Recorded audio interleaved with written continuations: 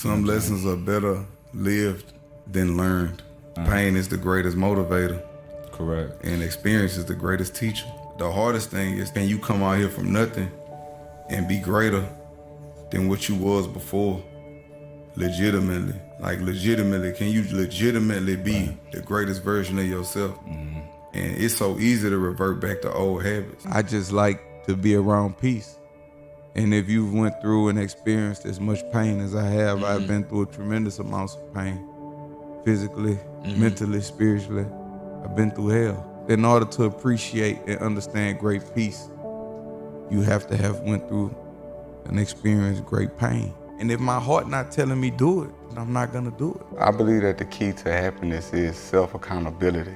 Every day that I woke up with breath in my body was the opportunity to change my life, because it starts inside. It doesn't start outside. Energy is my first language. It's gonna always be there. And the times that I didn't adhere to what my heart chakra or my inside, so to say, was telling me, people say your gut feeling, the times that I didn't adhere to those type of things, I always suffered the consequences. And through that suffering, that was a lesson. And the lesson learned was I need to pay more attention to me, pay more attention to the energy. I'm on a journey now of learning to love the stranger that was once myself, because everything I did was detrimental to me. So I hated myself. I didn't love myself. Even the people I allowed myself to be around. You ever had a conversation with somebody and it just drained all the life out of you? You wasn't protecting your energy. Protecting your energy is not a crime. If I don't like you, I'm gonna stay away from you. I put positive energy into my body because the world beat us up all day. We gotta give us ourselves some positive reinforcement. Like heartbreak is very, very real. And like if you a man, I'm really most speaking to men. Ain't nothing wrong with crying. That is how we heal, that is how we release. When people start loving themselves, the world changes. Because I see me in you. You see yourself in me. We see ourselves in each other because we love ourselves. We not just loving the people in our household. Right. So that's what make it beautiful. I want to see what can I gain from this situation as opposed to letting my ego lead. Like I just had to learn how to kill my ego because I don't never want my ego to go before me. Right. I want to operate out of love. Life is a contact sport. And I use that, I associate that same willpower with what I do now. My hustle, it's relentless. I'm not gonna stop. I took a lot of losses to get where I'm at. You know what I'm saying? I took a lot of losses. And I watched the movie and he said, why do we fall, Bruce? So we can learn to pick ourselves back up. I respect the heart, I respect the integrity, I respect the morals and the principles of an individual. What is success? What is your measure of success? My measure of success is me being able to do whatever I want to, whenever I want to.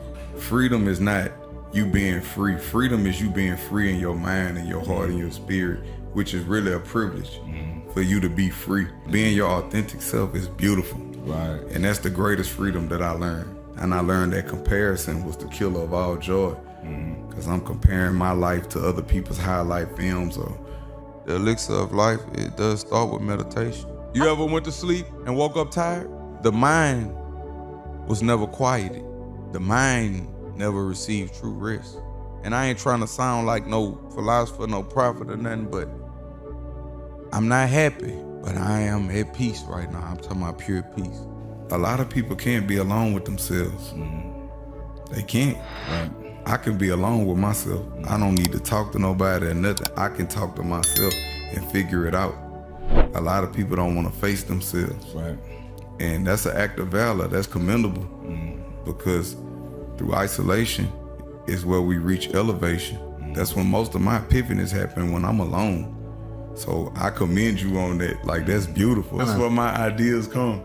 In my solitude when I'm working out. Yeah. Oh yeah. And I talk to myself out loud. Yeah. I know it's people be like, I used to be like, man, I know I'm weird, but then I read that all geniuses talk to themselves. Like, I ask myself questions, I talk to myself. Yeah. When we get outside of our spiritual belief system and we adopt the ways of others, we suffer the same demise as those people that we adopt their ways, whoever they are. I think being a skeptic is a beautiful thing because being a skeptic makes you investigate it makes you ask why. And when you ask why, that's how you get the truth.